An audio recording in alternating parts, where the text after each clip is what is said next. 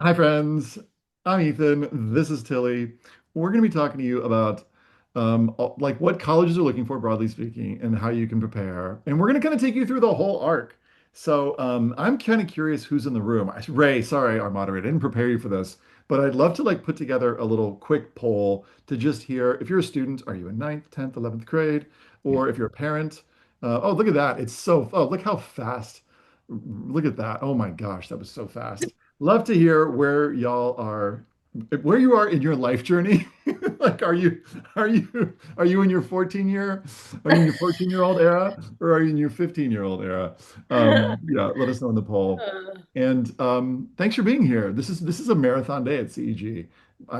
2 hours ago, I was doing streaming on YouTube Live. Last hour was with Harlan Cohen, and Tilly. Now I get to hang out with you and talk about college stuff.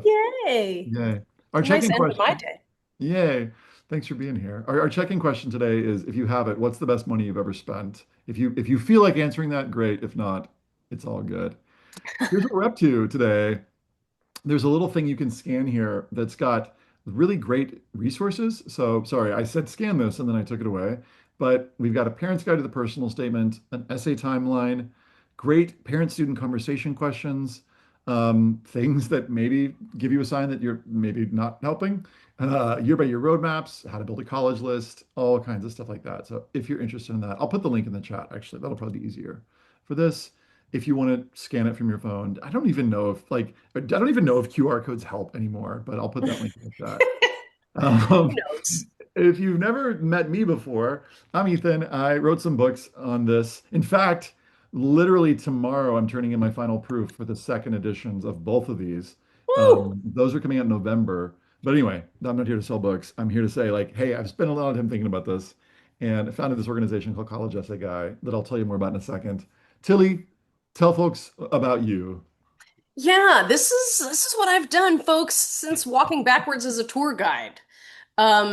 At 18 years old in some capacity. Yeah, I've done sort of every corner of this process. I've done the admission side, the college counseling side, both in schools, for smaller organizations, independently. I most recently read applications for USC. I served on our professional organization executive board. I've done all kinds of professional development. So I teach other counselors how to do this stuff. I do workshops all over the world. And now I get to do counseling with CEG, which is awesome. So I work with some students one-on-one doing counseling and essays. And then I get to do content like this and share information and do podcast interviews and make some social media videos and put that theater major to work. So it's a pleasure to be here. Yeah, Tilly and I are both theater majors. In case you couldn't tell, um, I was theater and then I switched to performance studies, which is just basically it's basically a theater major, but you just talk about performances in rooms. And anyway, we started CEG like I guess officially 12 years ago. We do lots of free resources. Again, if it's your first time, we've got tons of those. We'll share more of those throughout the session. And here's a fun fact. I've actually seen, and people would come up to me at conferences and they're like, yo, such an like USC is like using your materials in their workshops. So that's the biggest compliment, and that colleges actually use our materials. So anyway, a thing that we're proud of. So we're going to talk about admission trends. We're going to talk about what do colleges care about, like what the factors are. Then we're going to get into grades, essays, something called demonstrated interest, which we'll explain, summer, letters of rec, which we often get questions on, and then a little bit about how we work with students. That'll be literally like 2 minutes. But welcome. Let's get into it. There's this British term. Do you know this one, Tilly? Let's get stuck in. Do you know this one?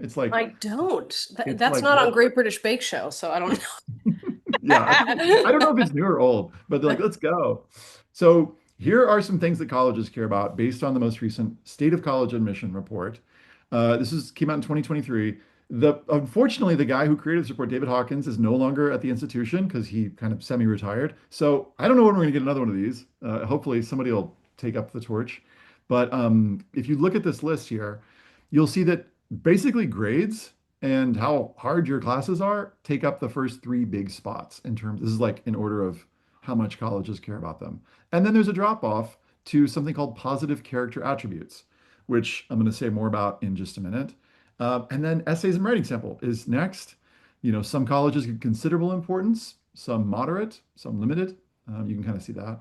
And then we've got something called demonstrated interest, which again, we'll talk about in just a minute. Rec letters. And so what we're basically covering here is like the five things that colleges care about most and what you can do about them. So what's shifting? I'll say a few things that, in my conversations with admission officers, because as recently as like a month ago, I was at a college counselor fair, and I just made it one question. I went up to 12 different admission officers because that's all the conversations I could have in an hour. And I was like, what advice would you give students who want to use AI in their applications? And the word that came up most frequently was don't. Raisa, she's going to end up on a YouTube video, whether she likes it or not, who was also on a podcast not long ago, the dean at Harvey Mudd, was like, saying that she feels like those students miss out on an opportunity if they're using ChatGPT. And you know, maybe don't. And, some people are worried that colleges are shifting more towards AI, in applications. I think I want to reassure y'all that as far as we know, any of the institutions that are using AI in their application process, there's still a human in the loop. So this is, I haven't, if anybody has any examples of places where they are only reviewing based on AI, let me know because I would like to know. But as far as we know, that's not happening yet. What do colleges have to say about AI use? A lot of colleges haven't said. So if you go to a website called Grad Pilot, you can see that most colleges have not said. I think it's like 67% have been silent on their AI admissions policy. I think that has to do with like legal stuff. I don't know. I shouldn't theorize, but I imagine that it has to do with that. Like it's hashtag complicated.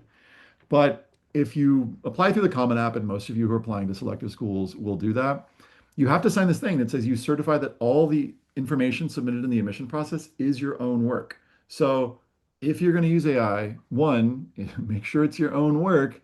And two, the bigger thing, this is like the deeper thing. This is like, I want to like share my face for a second because I'm like so serious about this. I really want y'all to be able to be proud of whatever you submit.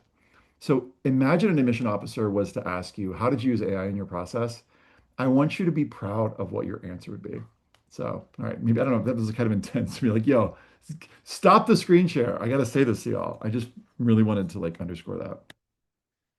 What else? Some schools have gone back to testing, but they're very popular schools and the media focuses on them. So it seems like, oh my gosh, all the schools are going back to testing. And that's just not the case.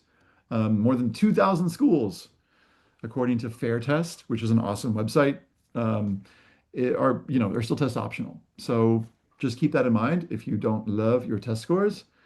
And another thing that's shifted in the last couple of years is that the Supreme Court decided to ban race-conscious admission, and a lot of schools added quote unquote identity prompts, so prompts that ask about what's a way that you identify and how will it basically manifest or how will you shape the college campus experience, the community experience.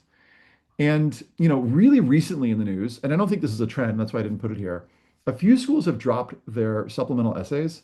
We don't know if it's a trend. I've had like three conversations with media in the last week with like Wall Street Journal is like, is this a trend? And I'm like, we don't know because the supplemental essays aren't coming out mostly for like 2 weeks. So stay tuned for a webinar that'll be after August 1st, where I'll talk to you about what the actual trends are because I spend a lot of time analyzing each year as soon as the essays are released. So we just don't know if it's a trend. And so, yeah, talk to me in 2 weeks and we'll know more. What hasn't changed? The average acceptance rate in the United States is greater than two-thirds. It's like 65% or something, or 68%. So if you're sitting on this webinar and you're like, can I get into a good college? The answer is yes. Just expand your sense of what a good, quote unquote, good college is. If you're trying to define your success by like, will I get into Stanford or not? Like, you might be setting yourself up for a bad time. Um, or at least just narrowly defining success. And yes, Stanford and all those highly selective schools are more students are applying to them, so they are still highly selective. But when we break it down, colleges want to know the skills, qualities, values, and interests you're going to bring to a college campus. It's been that way for years. The essays are a great place to show that. Yeah, so some things haven't changed. And I say this because like when people are like, things are changing all the time, I'm like, well, things are changing a little bit. Like some essay prompts are changing, but you're still kind of doing the same thing. You're like getting awesome grades. in the toughest classes you can, and you're filling out your application, doing your best to like have it express who you are. So in some ways, it's not like everything is brand new. Speaking of grades, Tilly, I'm going to kick it over to you to Yes. talk about grades. Yeah, for sure. Grades and classes and those top things at the in the table that Ethan was talking about. And I do want to say, just as a caveat, higher ed is sort of a lumbering bear. It is not a fast-moving creature. That's Well, good. bears can be really fast. A sloth. It's a sloth. Okay. Lumbering Bear is so good, Tilly. Well, it's lumbering. It's not chasing after anything. So, in terms of classes, the way to think about this is, and I really always talk about it, it's kind of the gateway, right? And it's both classes, what you're choosing, how you're challenging yourself, and the grades that you get in those classes. And we see that in the data, but I always think of it in terms of admissions and as a counselor, that's the gateway. If you hit what schools are really looking for, that is your entry point, and then we get to look at all the other really good stuff in the application. It's not that they're not going to read your application if your GPA is lower, but if you really want to be considered in those pools, there's sort of a threshold that you want to hit. And a good way to think about what we are recommending most, right? And the word we use all the time in this profession is it depends, which is why it's good to have a counselor that you trust. But generally, if you are looking at the most highly selective institutions, you want to take all five solid academic courses. And the solids are the ones that we have listed here, right? English and math, social studies, psychology, econ count in there, science with a stronger focus on those lab-based courses. So there's all the kind of nuanced conversation around environmental science, anatomy and physiology, AP statistics, and the way that schools look at those as sort of electives more than the ideal in terms of how you're challenging yourself. This is not fair, folks, right? This is not like, I'm not telling you that calc is more valuable than stats at all, but we're just sort of seeing calc as the baseline for what the most competitive schools want to see, whether or not you want to go do humanities or STEM, right? Those expectations change depending on that, which is why not everybody's going to do 4 years of world language, and sometimes students max out what's available, or I have a dyslexic student right now where world language is just really tough for her, and so she's doubling up on science her senior year. That's again where that depends happens, right? But um, generally, unless it's going to crush you and mean that your grades are really going to suffer, you do want to have five academic solid courses, all 4 years of school. Okay, the things to not worry about. And I actually have a good question here in the chat that I'm going to address is, do colleges view completing Spanish 4 as meeting the 4 year preference? The answer is um, no. You would want to, if you do Spanish 4 like by sophomore year, then the expectation would be, what if there's AP next, or AP Lang and then AP Lit. If you're maxed out at your school, that's okay. And in fact, that's what this whole slide is about, which is like, I release you Hakuna Matata, right, about these items, which is comparing yourself to other schools. It's an apples and oranges thing. We don't do that as admission officers. It's simply not fair. I can't compare the school that has 28 APs to the one that doesn't offer any APs at all, right? That's not how we're doing that. And we're honoring when schools say, hey, you can't take any APs ninth and 10th grade, or we don't offer AP music theory, right? There's no expectation that you're going beyond what your school is recommending, right? And then there's a concern too where people think, oh, are they going to know that my school is really hard? Are they going to know that they only offer three APs? Are they going to know that I'm also part of this really cool, performing arts signature program? It's the responsibility of us as admission officers to read what's called a school profile. And you can actually just Google like your high school profile. It's not always easy to find. Some schools keep it updated more than others, but it's our job as admission officers to understand what's called our territories. And mine in my career have included everywhere from Colorado to Canada to Seattle to Kenya. I mean, our territories sometimes are vast, but it's an exciting part of our job because we get to dig into, okay, what are the nuances of this high school? What's new there? What do these students generally look like? So that's our job. That is not on you, right? There are certain things where if you don't, if you didn't, there's a lottery system. Like I'm working with a student at Stuyvesant in New York right now, and it's a crazy lottery system to get a lot of those schools. So some of that you want to put in context, but it's, generally it's not your job to explain the rigors or lack thereof of your high school. So remember, right? This is a balance, balance. Balance is the key, and this is where having good conversations about course selection is important. I spend a lot of that time with my students because you don't want to completely just destroy yourself taking 7 APs if you absolutely know you can't manage it, right? You want to pull back, you want to balance your interest with rigor, and it's just, we just don't want you to, we don't want misery. We don't want other grades or activities to suffer. We don't want your mental health to suffer, right? Your grades to suffer. So you want to be making wise choices where we're sort of seeing consistently that you're challenging yourself, but not so over the board, overboard that it's not healthy for you. It's just not worth it. It's never worth that. But at the same time, if if there's a little bit of attitude of like, well, I don't really love language, that might be, so I'm not going to do it. It might be leaving something on the table is how we frame it here, right? Like if you can more than stomach it and you see the value of it and it's available and it'll challenge you, probably a good idea to stick at least with those solids, right? And a note here we talked about on the last slide too, but just that career oriented classes, and this is things like business, or as I was saying, environmental science or anatomy, or just some of these classes that are not sort of in that core field. Think about those as electives where they can be really valuable to helping you understand um, the major you're pursuing, your topics of interest, but they're generally not going to be viewed as strong as those core solids. So defer to the academics if you are questioning, unless you're going to be pursuing theater or the arts or even architecture and you need to load up on those. But again, it depends. Have those conversations. Thanks. So there's this, let me go back to that chart real quick. There's this thing called positive character attributes. It's right here. And it was a new one that they added for this thing in 2023. And as soon as they added it, lots of colleges were like, yep, positive character attributes are important to us. Now, these are in some cases linked to something called institutional priorities, which we're not going to get into too much today. But it's like these are the qualities that colleges are looking for. And this is something that we've spent a lot of time thinking about. And they become more and more important, especially in the last, few years. There's some folks at Harvard called they do the Making Caring Common project. Rick Weisbord and Trisha Anderson.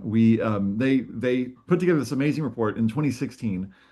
Basically, part of what their job is to help colleges figure out what they're looking for, which is kind of wild.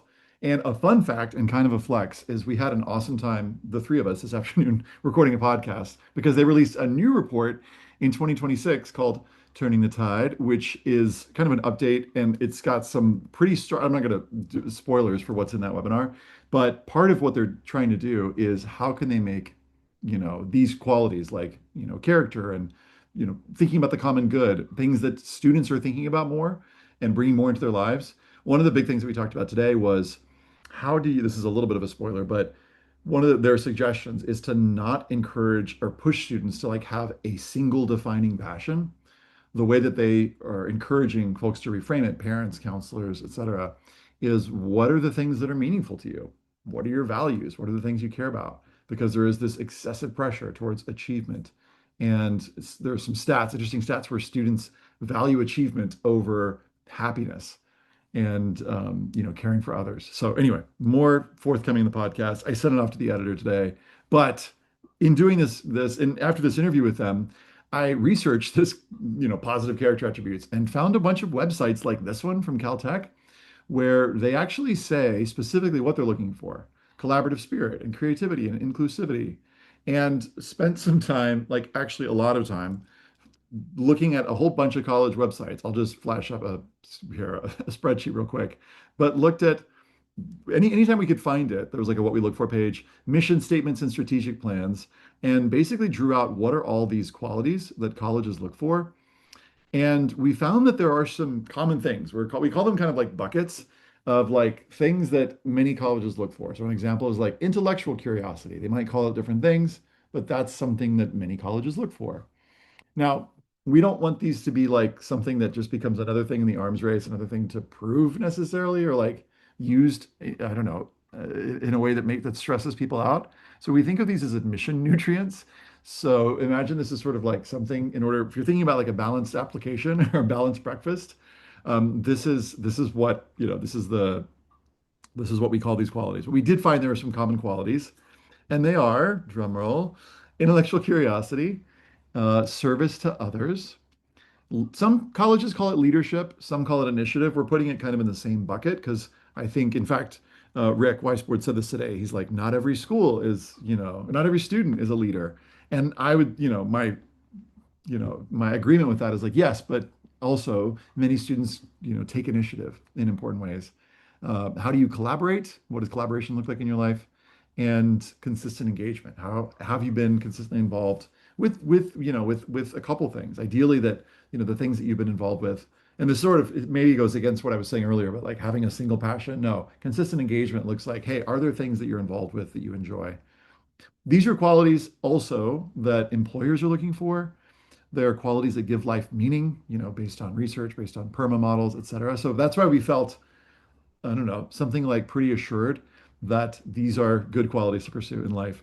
One of the things I asked Trisha today is I was like, how do we save these qualities from like becoming something that's just like, I don't know, students are gaming or they're like, I don't know, trying to just think about a lot. But she made a great point, and I was like, so with her. She's like, well, if I knew that a lot of students were focusing more on intellectual curiosity and service to others, and they were getting like narrowly focused on those, would that be so bad? And I'm like, yes, I agree that that would be pretty good. So let's get practical. I'd love to do a little exercise with y'all that won't take long. It's one that we love using with students in a bunch of different contexts. And whether you're a student or parent, I'm going to encourage you to try this. So I'm going to put a version of this exercise in the chat. It's only going to take, it's like literally a 2-minute exercise. And if you're the kind of person who like, as soon as the exercise comes on, you check your phone as you're doing right now, I can see you. I can literally see you. No, I'm kidding. I want to encourage you to like try this exercise. And the way it works, first, just like click the link in the chat, pausing so you can do this now. And once you do, you'll see this lovely little roles and identities exercise. So what I'd like to invite you to do, students, parents, educators alike, is I'd love for you to spend 2 minutes looking at this list. And I want you to bold any of the roles and identities that you identify with, that you think you feel like you've played in your life. Which ones resonate with you most?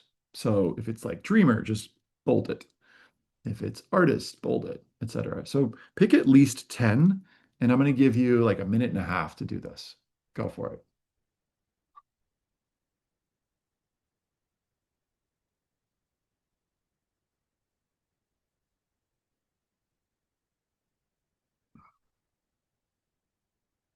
If choosing 10 feels like too limiting and you want to choose more, have at, go for it. It just makes the next step a little bit trickier.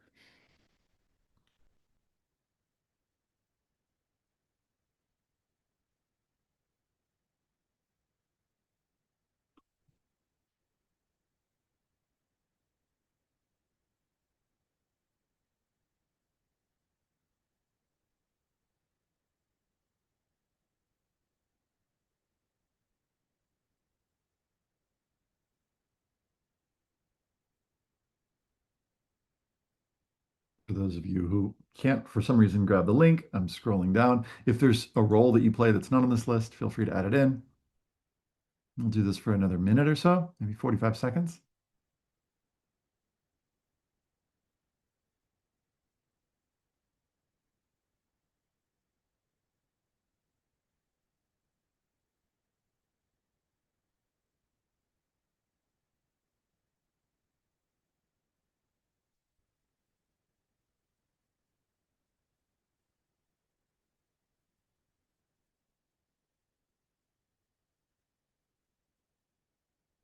And then as you're able, I'd like for you to pick your top 3 identities that you feel you resonate with most and throw them into the chat. And ideally, these would be like clearly different. So for instance, if you chose like energizer and enthusiast, those kind of seem similar. So maybe you'd pick a different one.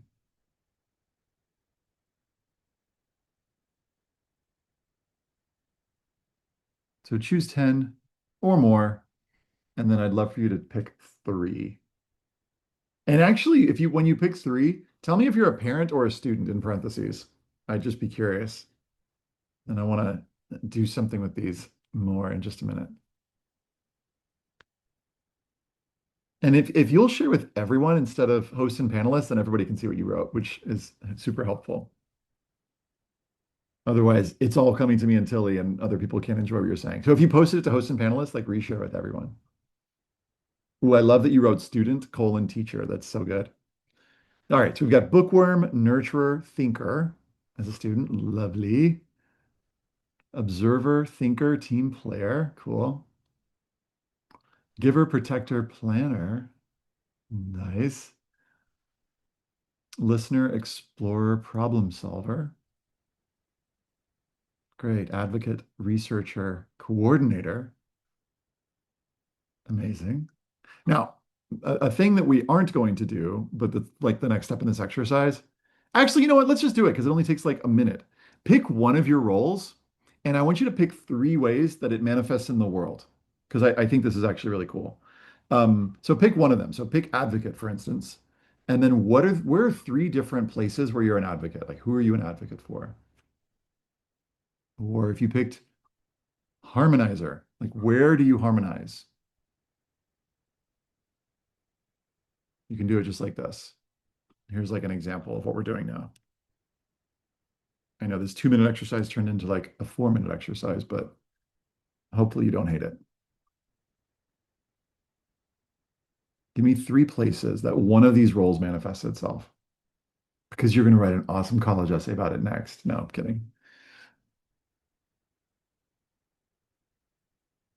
And I want you to expand whatever the role is, like expand your sense of it. Like think of it in the abstract way.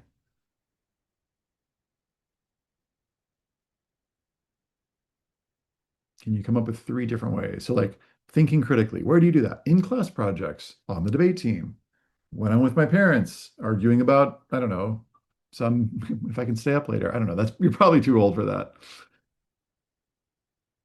Lovely. Thank you for these shares in the chat. This takes longer than 2 minutes, but this simple exercise and thinking about the ways that we play these different roles and identities is to me is a beautiful way to think about which parts of yourself do you want to show in your college application. So Sylvie's got empathizer with my friends, with my family. Beautiful. I'm a teacher when I'm making math videos on YouTube, when I'm volunteering, when a friend needs help. Awesome, Alfred. Love this. Love this. I'm an activist for the earth, for future generations, for my personal education. Yeah, almost if you can, think of these in terms of images. Like, where do you see yourself? Like, if you had showing someone on your phone, what are three different images that show you in different scenarios being these different things? Love this. So, Marcus is sharing listener, where? At work, in real estate, at home, when I'm parenting, when I'm socializing. Yeah, great. So the last thing that we'll do this one is I want you to pick a role or identity that you are leaning into, that you are trying to become more in your life right now. And maybe you already have one, but like put leaning into and then just give me that role or identity. So like say leaning into, there we go, activist. Great. Maybe you're leaning into the dreamer. I love it, Joanna. Creator, beautiful. Beautiful. So anyway, there's so much you can do with this. There's actually a fun version of this that we do with parents. I'm not going to do this whole thing, but I'm going to show you slides from this other session that we do. Let me just real quick. Here's like the 30-second version. As a parent, as you're thinking about going through this process, you could be a researcher, you could be a organizer, or not. You could decide not to be. So when it comes to sort of like helping your student through this process, there are lots of different ways that you can, orient yourself. Are you trying to help them gain admission or not? Are you trying to help them grow and learn about themselves or not? Do you want to help them feel calm, secure, and confident? And so some of the roles that you can play are like cheerleader and food bringer, which is, pretty self-explanatory.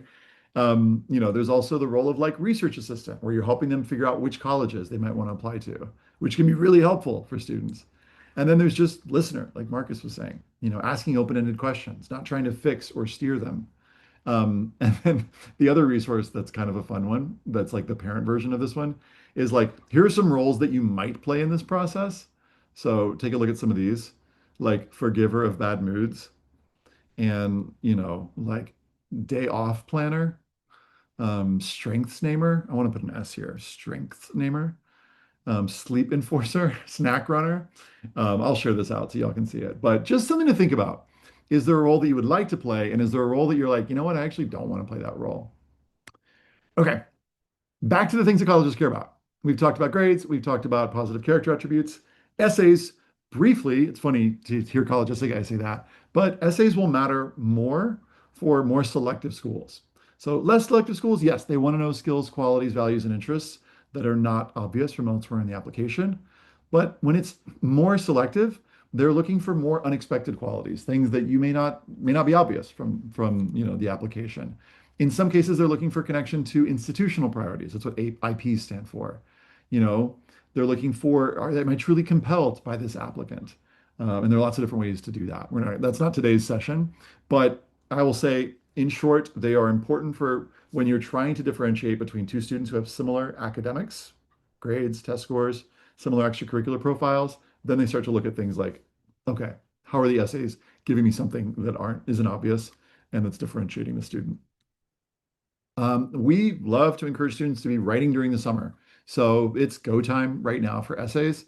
My hope goal for you as a student would be to like get the majority of your essays for your early schools, if you're applying early decision, early action, done by the time you go back to high school, into, have your senior year. So in the next, I would say, month or so, it'd be amazing to have your personal statement done, your activities list, additional info, etc.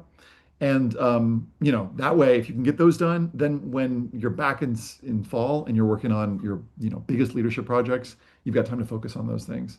But I'll just say that like this is such a good time to be working on essays. It's really the time that's like busy season for us working on things. Okay, demonstrated interest, Tilly, over to you. Yes, and I'm furiously answering questions. So if you have them, feel free to put it in the Q&A. And I also just had to note, I love that the nature lover said, I love some bugs." So I good. gotta laugh Real. about It's that one real. all day. I'm like, me too. Okay, demonstrated interest. So this is the word is what it sounds like. And we heard from some of our colleagues this week in meetings and conferences that you think about it too as doing your due diligence or demonstrating engagement with the schools, right? And it's the key word here is documented. So it's not like the casual tour that you do with your cousin because they go to that school, right? It's getting into their system.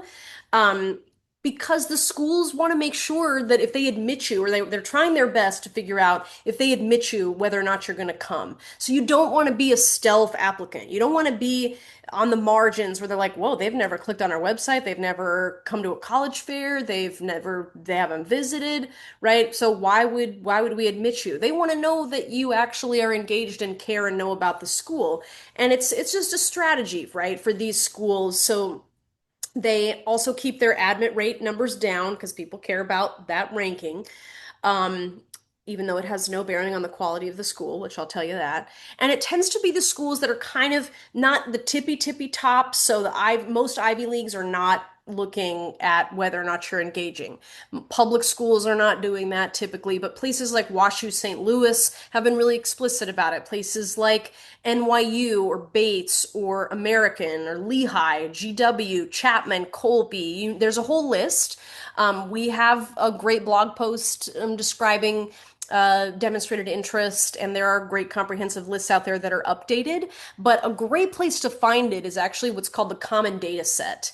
And this is, you can Google for any school. So you can Google Bates Common Data Set, and then Command F, so Command Find section C7, and that'll actually show you. Ethan's going to show you right now, and it'll show you all kinds of things. But you can also find this data on there. So if you go to C7, you'll see.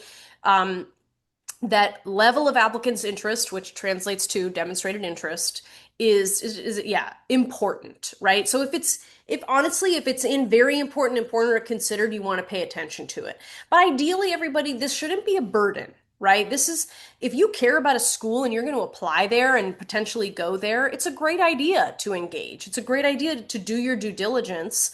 And there are a lot of ways to do that. So let's take a look at some of those.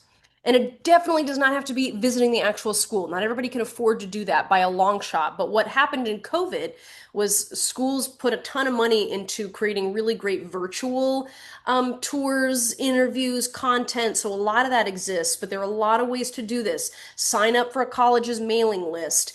School reps visit high schools in the fall, so you can check those lists or ask your counselor. Showing up to those and filling out the forms there.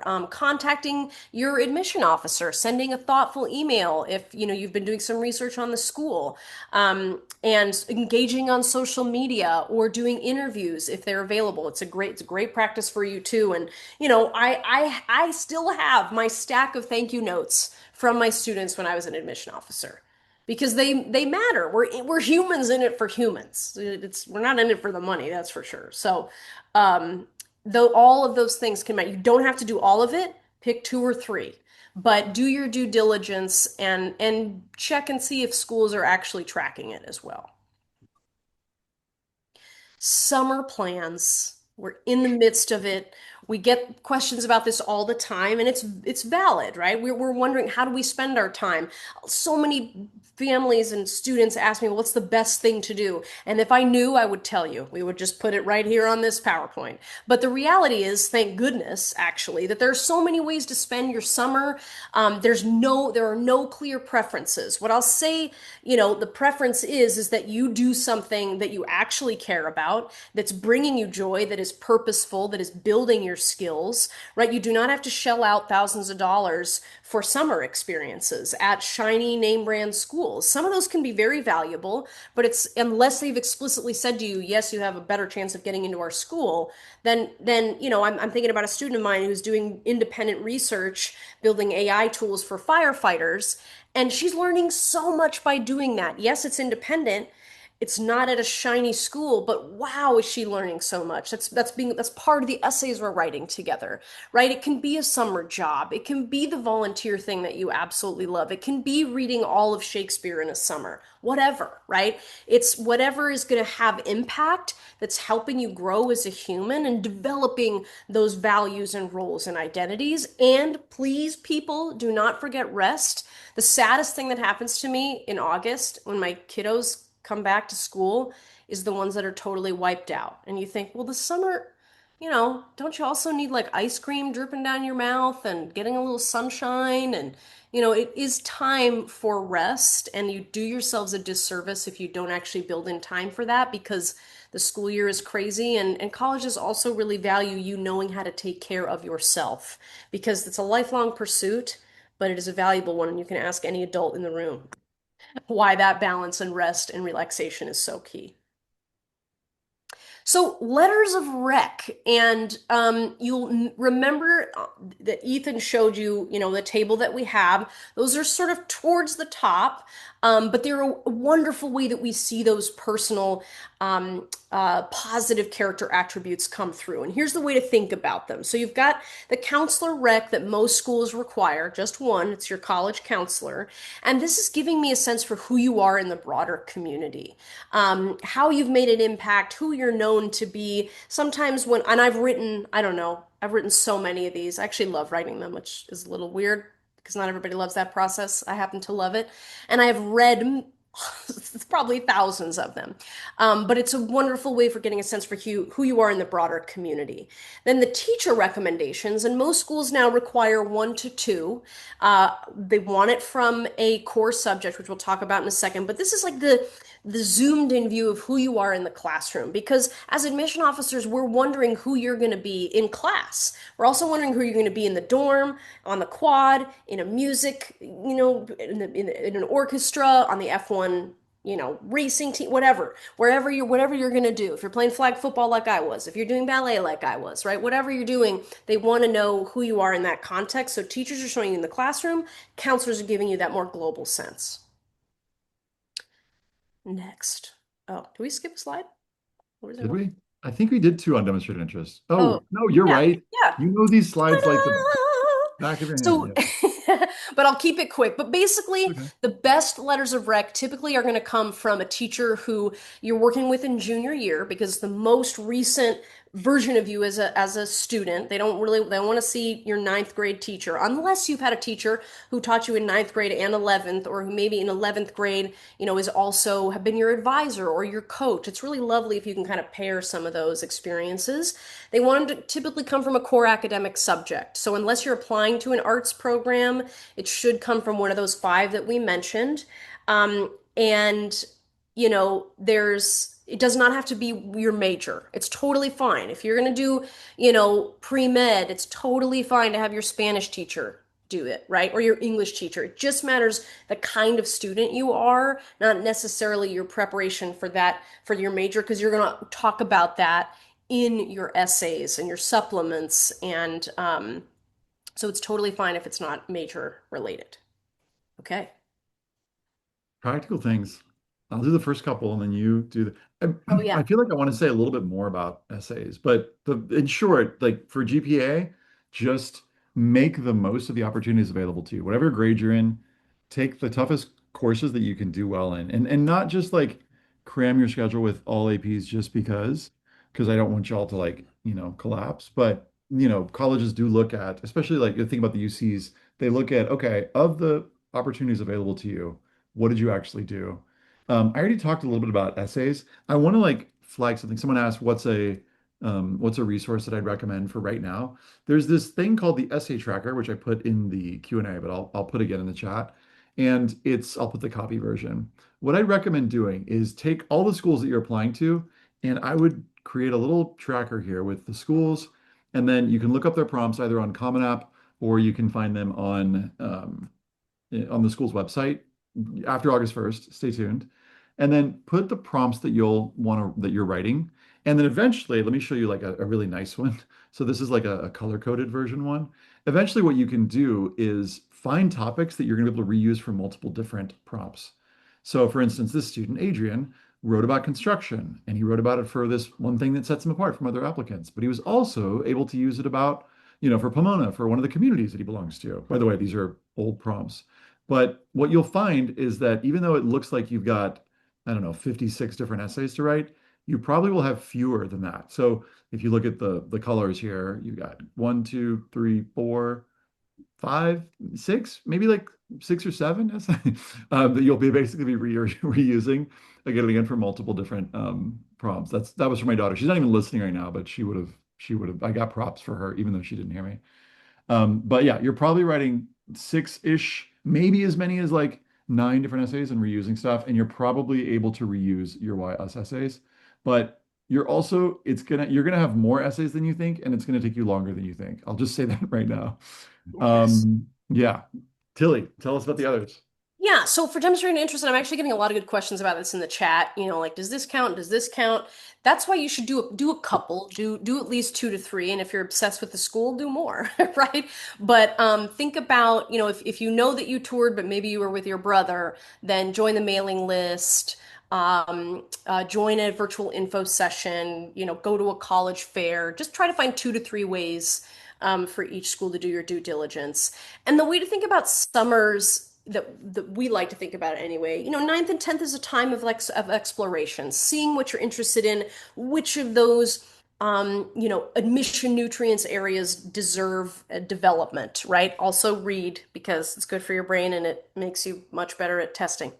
11th and 12th grade is a time to really delve into and develop 2 to 3 core interests. Even places like MIT, you can't put more than 4 activities on there, folks. So it's much more about depth and breadth. And 11th and 12th grade should really be thinking about, okay, how do I make an even bigger impact on my community? How do I lean into either leadership or initiative, right?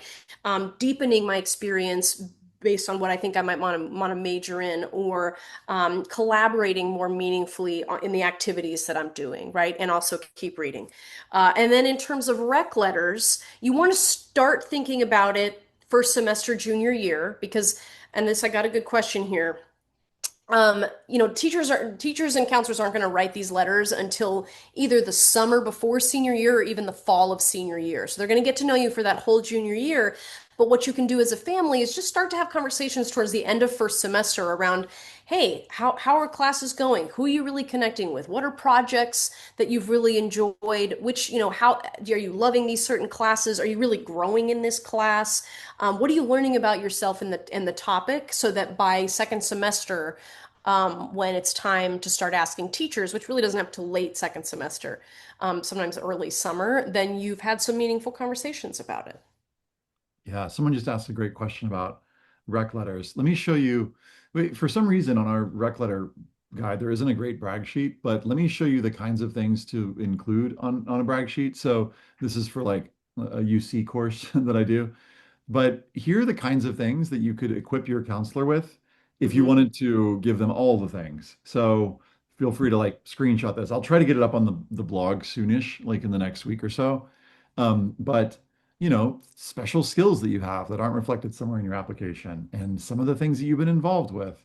Yeah. Personal commitments that you have, taking care of parents, things that your counselor wouldn't otherwise know about you, where you spend a lot of time, hardships that you've experienced, if there were any of those, goals. What do you want to major in? These what have you done to prepare for your major? And then the next thing I'll say is like, that could be a lot for a counselor. You want to make their job easier. So if you Yeah. wanted to just pick like 3 or 4 identities that you're like, I want to make sure that these parts of me are shown in the counselor letter to support my application, you can go through this exercise and then do this. Just give specific examples of how you express that role, and that gives them some really nice paragraphs that they can write. You know, Tillie is a maker. I know this because and they list all the things. She's also a critical thinker. Here are examples of that. So set them up with examples that they can use in those letters really well, with just like the information, but then make it like chunk it for them so that it's relatively easy for them Yeah. to be able Yeah. to know what's the what. Because we're reading them so fast, everyone, that you really only need like 2 to 3 standout things. And everybody says they're hardworking, resilient, and dedicated. So don't put that in there, right? If the counselor's going to ask you, how do you describe yourself? That's why these exercises are so valuable because they make you think about yourself in different and unusual ways. And that's what I'm looking for as an admission officer. It's like, oh, wow, they're a realist or a fixer, that you help them help you by telling specific anecdotes and getting really meaningful and reflective about how you articulate who you are. Yeah. We're almost to Q&A. What else? We give away lots of free stuff on the website. The link here is like the webinars one. So we've got, today was a big one. We just had the Harlan webinar. Coming up next, we're going to walk through an awesome application next week with Calvin on my team and Tom. Calvin's our head of essay coaches. So you can check us out there. What else? We've got CEG Live is for students who are in schools. That's more for counselors. And actually, I think Um, I'm on that one, Ethan. I'm doing the case study the next week. oh, But you're doing that one? OMG. It's yeah, you. Oh, it's you and Calvin, right? yeah, Oh my yeah. gosh. I'm Just sorry. in I don't know case why I you thought didn't of get Tom. enough of me today, I'm everyone. sorry. I'm glad you're there. I'm nothing against Tom, but yeah, we're doing other anyway, you can find out all about our sessions and the things we do. We've got our handbook for college admissions. That's the thing that I linked earlier. Ray, if you wouldn't mind just linking to our parent handbook so folks can check that out if they like. We've got online courses. I'm actually doing a course right now. I'm midway in between the personal statement one and the application supplemental essays. So if anybody's curious to join, we just did the personal statement one, which folks can get on demand. These are all pay what you can, by the way. They've all got pay what you can options. And then I'm doing this one on the application and supplemental essays. where I'm walking you through how to write your activities list and your additional info section and your supplemental essays, which are getting released in 2 weeks. So yeah, love to have you all join. That's coming up next week. What else? What else? We do one-on-one support. I mentioned this earlier. We'll put a link in the chat. We do one-on-one essay coaching. We've also got our Matchlighter Scholars Program. So if you are a low-income student, we'll work with you for free, basically, is the way that goes. You just need to submit, documentation, and we will pair you with an amazing counselor. So yeah, that's not that there's no like no strings attached. It's just like, yeah, we'll just work with you. It's awesome. For college counseling, we help with all the things, figuring out, which teachers and counselors, which teacher to ask for recommendations, how to do this demonstrated interest thing, thinking about major selection and, how do you want to sort of strategize that? Which schools should you apply early decision to based on your profile and based on, your chances at certain schools? Standardized testing plan, the whole deal. So, what else? What else? We've got lots of college knowledge, hashtag spreadsheets. We've got a ton of experience, like lots and lots of years and amazing people. And we've got cool exercises. We obviously couldn't get to all of them today, but we've got exercises like this one where you kind of dig deep beneath the surface of what you did in JV volleyball to like think about your values that you developed and why this thing was even important to you. Um, and we've got awesome essay coaches. You'll meet one of them next week on our live session. Calvin, this is our head of coaches. He sort of looks like that still, but I love everybody's like headshots and the way that we age. Okay, so Calvin's gonna be like, "Are you saying I'm old?" No, I'm not. Calvin saying that. Um, if you go to collegeissaguy.com/parent toolkit, you'll get this. It's got lots of cool things. And yay, Q&A time. Ba-dum-bum-bum. I really appreciate your guidance. I was wondering if you're from a rural school and wanting to shoot for Ivy League schools, what are things you'd recommend I highlight in my application? I mean, Hmm. I don't know if this is all that different, Emmett. I mean, Tilly, you might have a specific answer on this, but my sort of like gut reaction is are there experiences particular to your growing up in a rural environment that you feel like are important to you, have helped you demonstrate skills, qualities, values, and interests that will, enrich a college community? And I'm saying that specifically to you as a rural student and I would say that to most any student, But if you feel like the context of being a rural student is important to you, like bring that because colleges are looking for diversity in all its forms. So, if you're from North Dakota and you're the only applicant from North Dakota, like for some colleges, they're like, hey, we don't have a North Dakota student yet. So whatever that looks like for you, I'd say bring it. Tilly, other thoughts on that? Well, we're actually there's an interview on the podcast coming out, I think later this summer that I did with a good friend of mine who is a senior associate dean at USC, who was herself a rural student from very rural Massachusetts, and then also works closely with a program called STARS.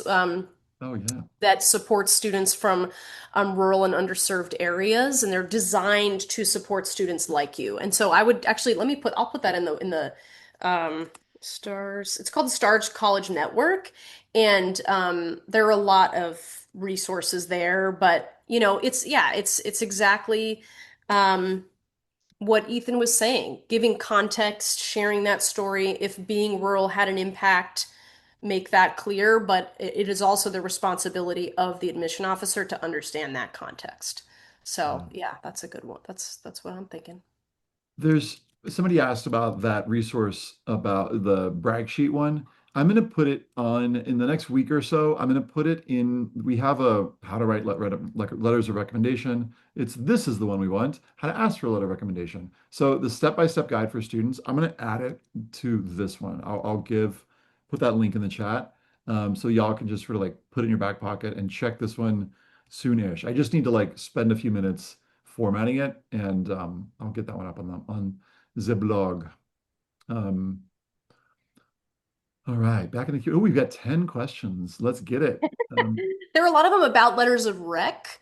Um, and uh and I'm sort of struggling with what to say about that. But just like in terms of what the categories are, there's not set categories. There's actually a form that teachers can are sometimes asked to fill out. Many decline to because they want to write the actual letter, but it's who is your student in the classroom or who is your student in the community. The ones that really sing are where students have shared because they usually pretty much always have to share that brag sheet. So the more specific they are about their activities, what they mean to them, how they've grown in the class, who they are as humans, the better those letters are going to be. But there's not like really a pre-prescribed list of things that have to be in there.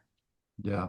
Yeah. You recommend applying to UCs as an out-of-state student? It's so hard to say. Like the UCs are amazing if you can afford it and you've got awesome grades and extracurriculars. And I mean, the UCs have all the things and you're okay with like a larger campus environment, then yes, absolutely.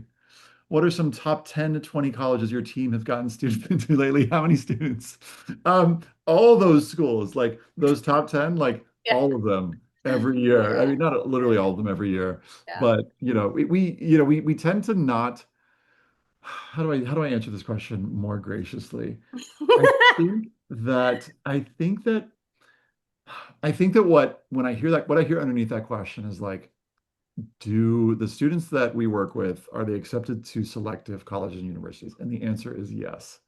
I can reassure you that that is true. And do they have, I think another question underneath that is like, do you have a better chance of getting into those schools if you work with someone? And this is not just particular to us, but like working with a counselor or working with a caring mentor or someone who's got lots of experience with this process, like yes, and that's as much reassurance as I'm going to offer, because it's just so dang competitive. And what I say to students who are targeting highly selectives is like, we're going to try so hard. We're going to do our best to make this application amazing. And also, we want to strongly encourage that you include a few schools that you can also get into and that you're really excited about. Because having a balanced college list is so important, I think, for your mental health. Having those foundational schools that are like locked in and you're like, oh, I'm already good. I'm already gonna get into a college. And then more selective schools, if you can get into those, we're like in bonus territory. And so that's kind of how I want to reframe, reorient our definition of success in Hmm. this process. And I also want to just like say that sitting with that question of like, what does a successful process look like for me? Or as a parent, like thinking about that for your student, like how are we going to define success as a family? Like, what does that look like? And having a sit down conversation about that to me is like my wish and hope for y'all. Yeah, yeah. Um, And just to conclude, because we're at time, but a lot of the questions that I'm seeing in the chat, like how important is NHS? Should I say I'm a captain? How do I, put into context maybe some B's and C's I got? Should I put this medal on there? Like how do I, should I show every part of myself or have a theme? Those are magnificent questions for a counselor. And that's who to have that conversation with. And of course, we do that at CEG, but hopefully you have someone at your school too that you trust and have access to. But those nuanced like questions, it's hard for us to get to in this setting, but those are good questions to ask, and they're the right ones for your counselor. yeah. Yeah. Um, Thanks, y'all. Thanks for being here. We're really grateful. I'm sorry we don't have time to get to all the questions. We still got 9 open questions, which like hurts my heart a little bit. But hey, guess what? We're going to be here next week. So hang out with us in 6 days and feel free to bring your questions back and we'll try to get to them then.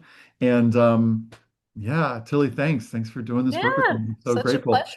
That's a cool emoji. I don't know what that one is. That was like a heart with like hands around it, like someone holding a heart, it looked like.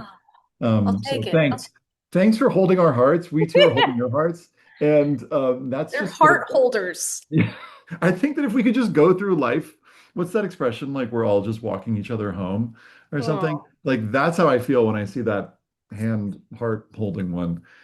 So thanks y'all for being here and being so awesome. And yeah, we'll see you around. We'll see you next week. thanks, everybody. Have a wonderful evening. Bye.